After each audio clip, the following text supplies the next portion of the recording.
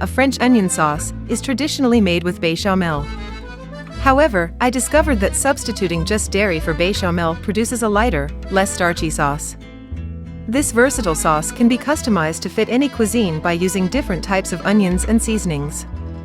It's a great way to add some extra flavor to your meals.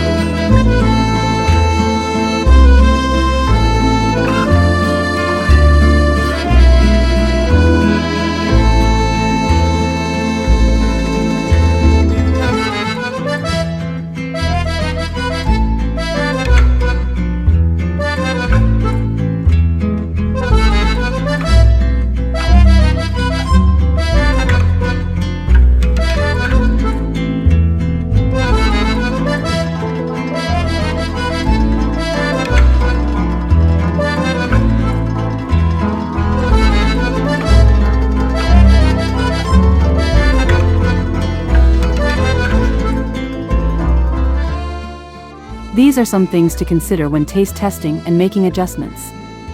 Onions come in hundreds of varieties. They can be sweet or sour, soft or crisp, tangy or dripping with umami. The intensity of an onion's smell and flavor also depends on its freshness. If you've ever picked an onion fresh out of the soil, you may have been surprised that it didn't smell. So, what is going on? Onions have a unique chemistry with molecules that contain many sulfuric compounds. Sulfur is responsible for those pesky tears that pop up anytime you chop an onion, but it is also responsible for flavor and odor. How intense your onions smell and taste depends on its variety or cultivar and how much sulfur is in the soil. Spring onions harvested in the early spring tend to be milder, while storage onions harvested in the late summer and early fall tend to be more pungent. I will explain briefly how to adjust for the viscosity and flavor. As explained earlier, onions can have unpredictable tastes and pungent factor. If you find that the intense flavor of the onions is too much, you can add just a smidgen of sugar to reduce it. Add milk or half and half to thin out the sauce. I always add butter to finish and give it that extra sheen, which also aids in mellowing out the flavors of the pungent onion.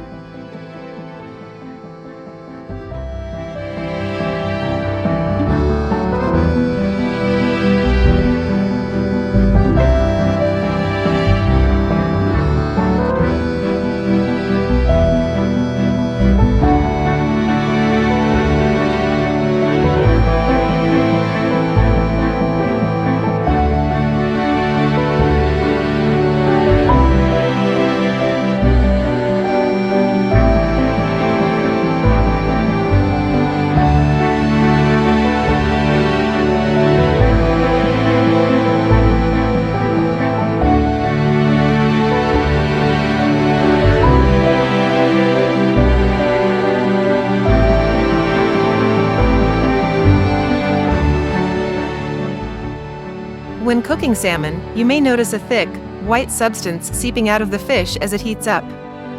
This is actually albumin, a liquid protein that solidifies under heat. To prevent this from happening and to keep your salmon moist, consider adding a brine to your cooking process. This will help minimize the amount of albumin that is pushed out as the muscle fibers contract. Imagine it as if you were wringing out a wet towel. The heat is like the wringing motion, and the white substance is like the water being pushed out. You can keep your salmon looking and tasting its best with a brine. The brine will enhance the flavor, strengthen the texture, and help the cooking process.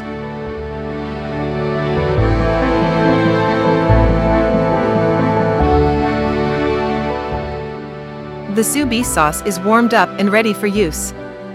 To prepare salmon, it is best to use 1-gallon freezer bags and use the displacement method to submerge the fish. For thicker salmon pieces, cook them at 122 degrees Fahrenheit for 30 to 40 minutes. For thinner pieces, cook for 25 to 30 minutes.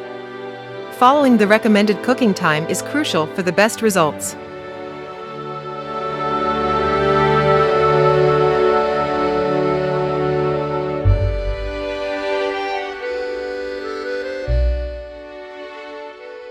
The dish will be made using 2 plating techniques, frying and flaking, which will give excellent results. Moreover, the skin should be crispy and can be eaten with the fish.